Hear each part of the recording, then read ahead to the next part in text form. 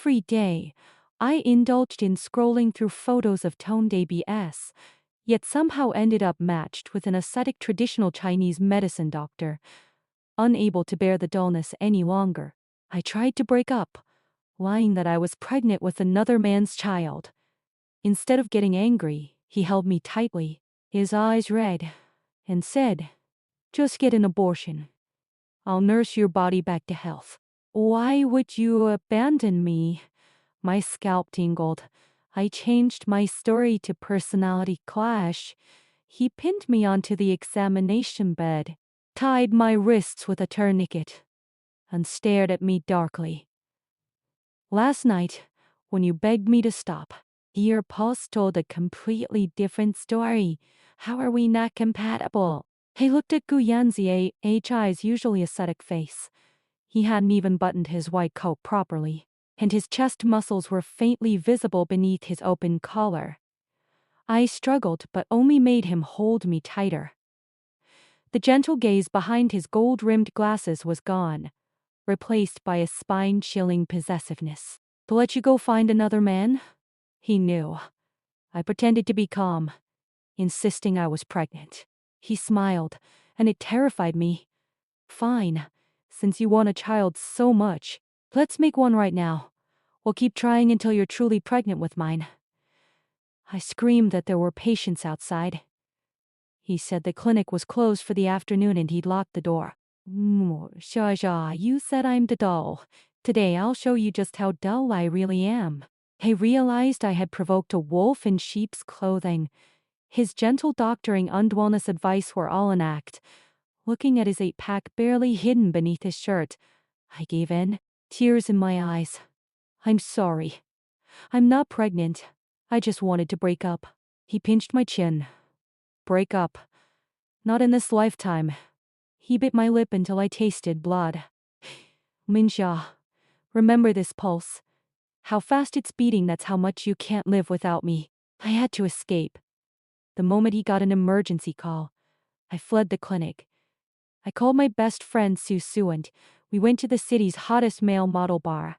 I poured out everything that had happened. Su's eyes lit up. She said this was exactly my type. The contrast between his cold exterior and walled private side. I pointed at a dancer on stage and declared that a sunny, cheerful guy like that was my real type. As soon as I said it, the music stopped. I stood behind me in a black trench coat, twirling a scalpel. "That weak, bloated body is worthy of your eyes?" He said my phone had a tracking app he had installed. He grabbed my wrist and said, "Go home." When bouncers tried to intervene, he disarmed their leader and threw his business card at them. Then he carried me out on his shoulder. In the car, he locked the doors and said, "Run away one more time, and I'll break your legs and keep you in bed." My bone-setting skills are better than my temper. The next day, I was forced to go to his clinic. His junior fellow apprentice, Lin Wan, walked in and said the clinic was not a place for outsiders. They said I was the doctor's fiancée. She smirked and said what doctor Gu needed was a soulmate who could support his career, not someone who couldn't even tell one herb from another. She poured tea and said he only drank her tea. Gu Yanzi I walked in, didn't even glance at her, and said, "Pour it out." Zhao doesn't like the smell of green tea. He said I was the boss of this clinic, the legal entity was in my name. My person belongs to me. Your clinic is nothing. He put his arm around my waist in front of her and said, "Dr. Lin, if you're uncomfortable here, you can submit your resignation anytime." On the weekend, both families met. I decided to ruin the engagement once and for all. I showed up in heavy makeup, ripped fishnets, and chewing gum, challenging him with my eyes. He didn't get angry. Instead, he took off his suit jacket and draped it over my shoulders. To my parents, he said, "Don't blame her. It's my fault I upset her last night." The parents exchanged knowing smiles. During the meal, I made unreasonable demands. He patiently removed every piece of cilantro from my bowl and explained that my period was near and iced drinks would make my stomach hurt. So he ordered me hot gujube tea. My parents looked at him like he was a saint. He was perfect to perfect, like an airtight net trapping me. In the bathroom, I confronted him.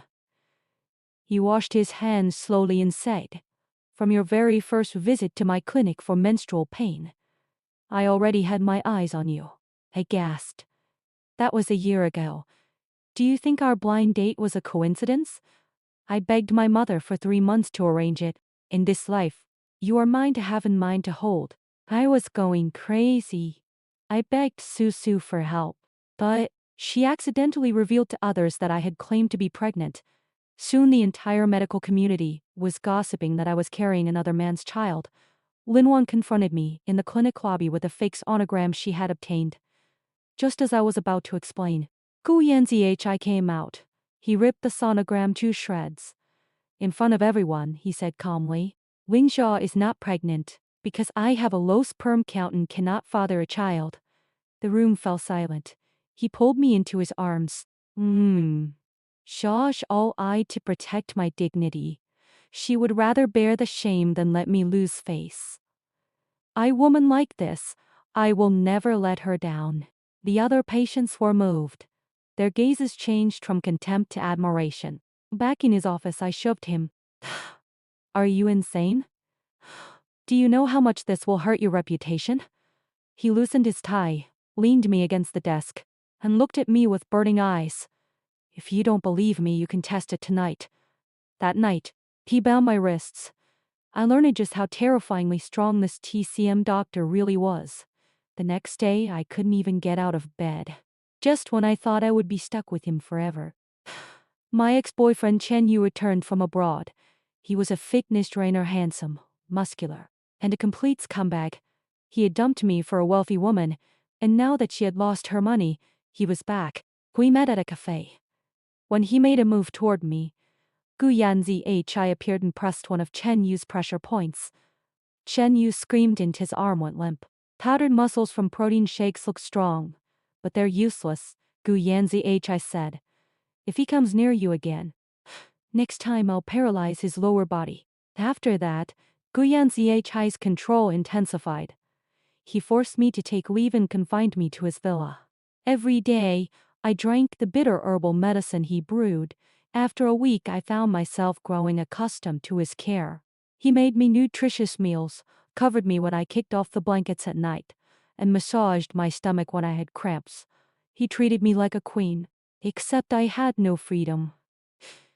One day, while he was in a video meeting, I was asked to fetch a document. In his drawer, I found a locked box. Inside were photos and small objects I had used or thrown away over the years. Beneath everything was a thick diary. Every page was filled with my name, with entries dating back to high school. My blood ran cold. He had been stalking me for years. The blind date was never an accident, it was his carefully laid trap. He wasn't in love with me, he was a madman. I fled the villa and hid in a cheap motel. His texts started gentle and turned threatening, ending with 2 words, "Wait for me." I threw my I am card into the toilet. The door was kicked open. Chen Yu stood there, knife in hand. Your man ruined me. Today, I'll kill you. He charged. Gu Yanzhi appeared. When Chen Yu lunged again, Gu Yanzhi stepped forward and took the blade. It sank deep into his abdomen. Blood soaked his shirt. He disarmed Chen Yu, stabbed him in the thigh. I threw myself at him, pressing my hands against his wound, crying. He smiled weakly and wiped my tears with his bloody hand. If I didn't do this, how could you ever feel sorry for me? Shizha. Don't run anymore. Then he lost consciousness. Hours later, he was wheeled out of surgery. The doctor said the blade had missed the vital organs. I sat by his bed, tracing his bandaged stomach, the ABS I had once admired. You win. I whispered. I won't run. Not ever. His finger twitched. He opened his eyes.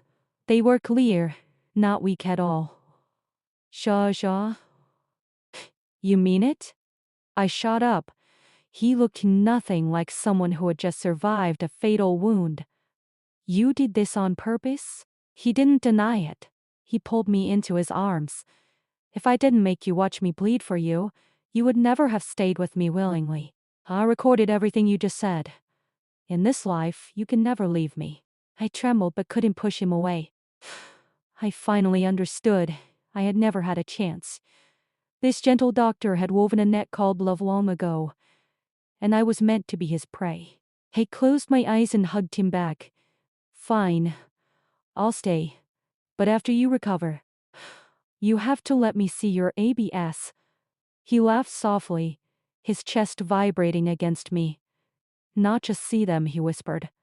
You can touch them all you want.